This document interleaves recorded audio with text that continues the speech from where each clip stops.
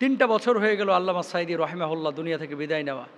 মাঝে মাঝে আক্ষেপ হয় জানেন, যে এখন তো তাফসির মাহফিল হয়, ওয়াজ মাহফিল হয়, হাজার হাজার মানুষ বড় বড় স্কলারদের মাহফিলে আসেন।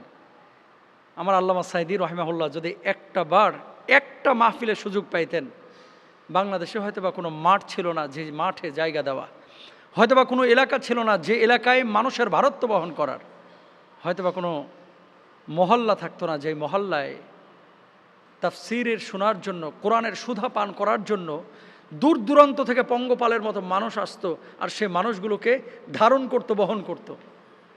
লক্ষ লক্ষ মানুষ একত্রিত হতো। দুনিয়াতে তো আমরা দেখতে পাইলাম না, তাই না? 3 বছর আগে চলে গেলেন। আল্লাহ তাআলা হয়তো বা আখিরাতে ব্যবস্থা করে দেবেন ইনশাআল্লাহ।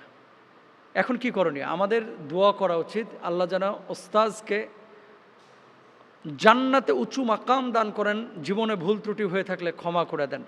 প্রত্যেকটি মানুষেরই উচিত আল্লামা সাঈদী রাহিমাহুল্লাহর জন্য দোয়া করা।